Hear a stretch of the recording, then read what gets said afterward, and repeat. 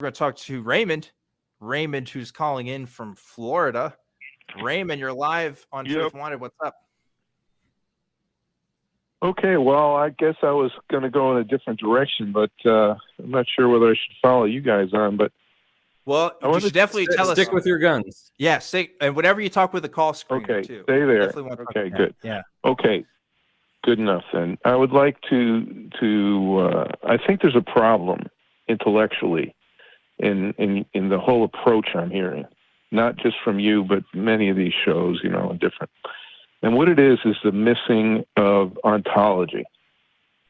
Okay? In other words, now what happens is that people are conceiving of religion, or specifically conceiving of God, which is not necessarily religion, is as an entity that is like any other entity. It is part of nature. Okay. So is there any object like in front of you, like a coffee cup? Yes. Yeah. I got a cup. Can you describe it a little? What's it look like? I got a big orange cup right in front of me. Okay, great. Good. It's round?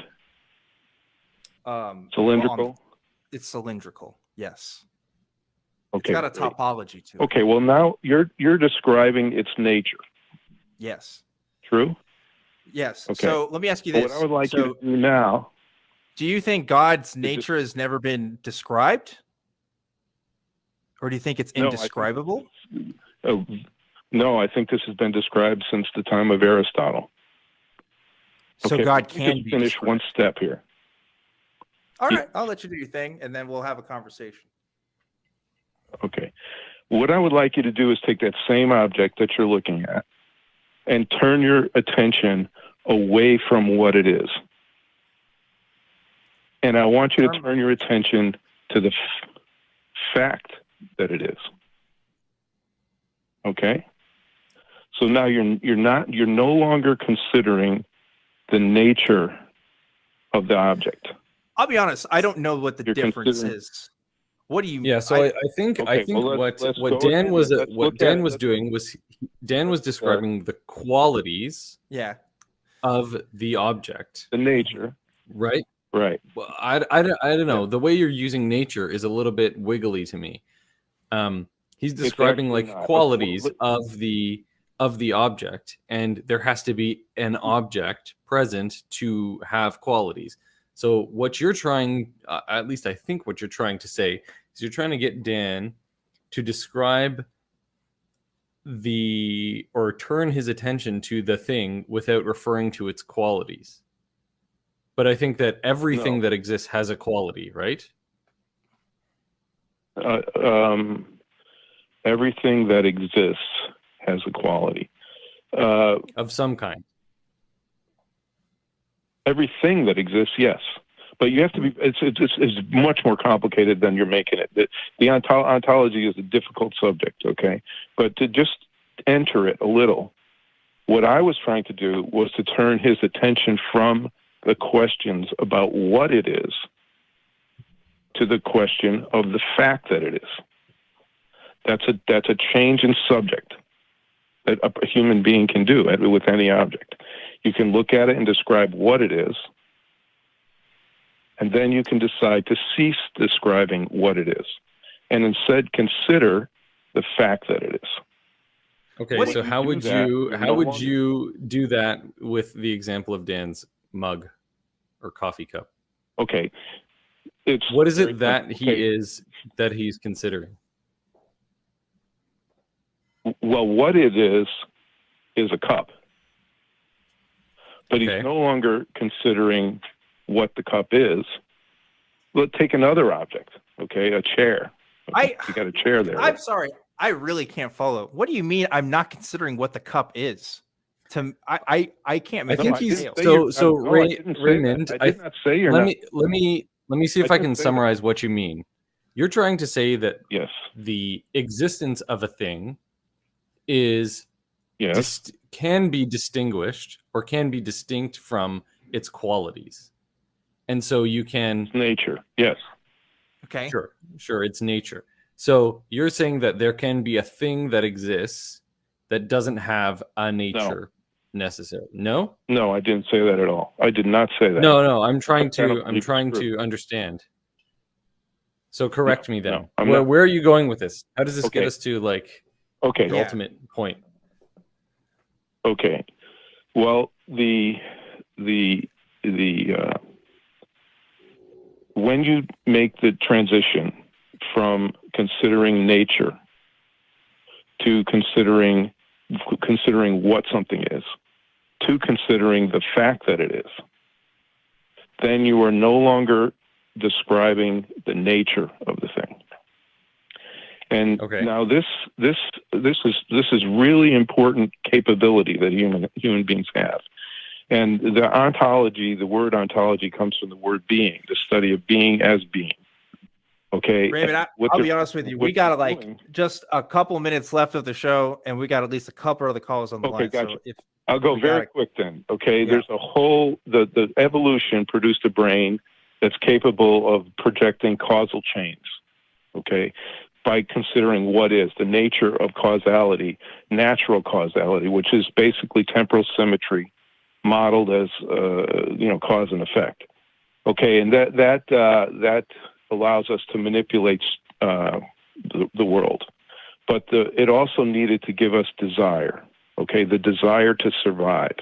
It turns out that the nature of being can result in a type of experiencing that is ecstatic, okay, that it floods your brain somehow with these incredible chemicals, and that this drives a lot of religion.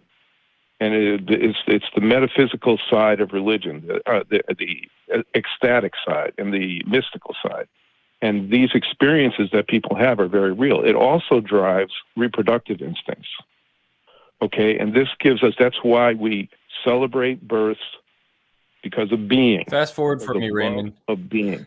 Yeah. So this is God, this is like you can't. If I can interrupt here, Raymond, this is like Richard Rohr level. I'm familiar, with the right. Like it's like Christian mystic tradition of thinking about the nature of being, ontology. Like I can see where you're coming from with this, but like I think by going down this thought hole, you're kind of like adding extra conclusions or assumptions to things that you don't really have to. I think that's the big problem with metaphysics to me, is that the ontology is just, you can come up with a lot of different formations of this, and you can't necessarily prove or disprove, without some sort of verification principle to really distinguish what's going on. Like talking about the ecstatic experiences. Okay. I don't have to have any.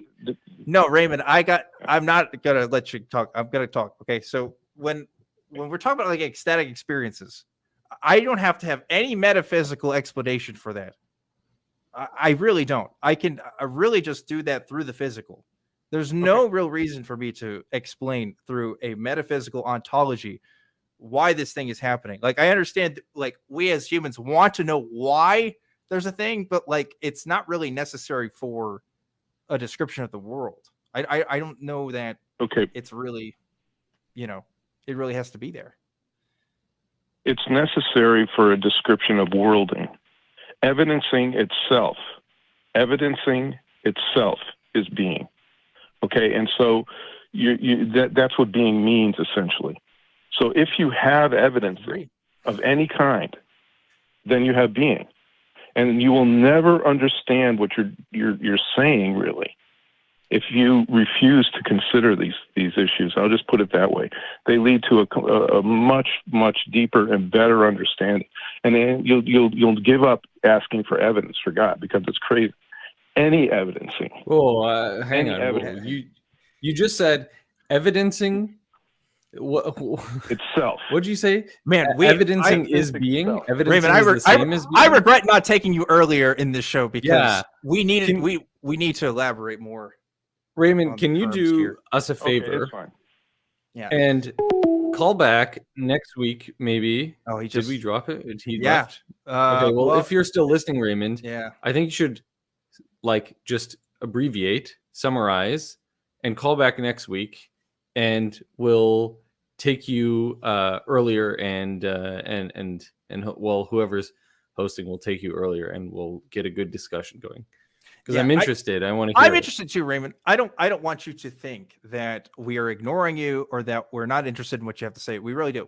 We're honestly just getting to the end of the show, and this is the kind of conversation that we should have had earlier. But yeah, you know, and usually I'd ask you more questions. I'm kind of just giving my point of view on this more so, and I won't do so much now that we're kind of in this conversation, because that's not fair to you. But metaphysics in general, right? The reason why I reject metaphysical theories of the world, metaphysical understanding, is again this kind of goes back to this Occam's razor of I don't need any of this extra stuff in my explanations of the world. I really don't. Now, there's nothing that doesn't preclude that says that those explanations couldn't be there per se, but rather there's no real reason for me to get there in the first place. It's interesting because we have to view everything through a conscious experience, right? I don't believe in scientism. Ultimately, we have to go through some sort of subjective, conscious thing, a mediator. Yeah. But there are some rules we can look at. There are some principles that we can use to kind of evaluate that. And metaphysics isn't, in my understanding, isn't a required discipline to look at that. But anyway, it's a very complicated and complex thing.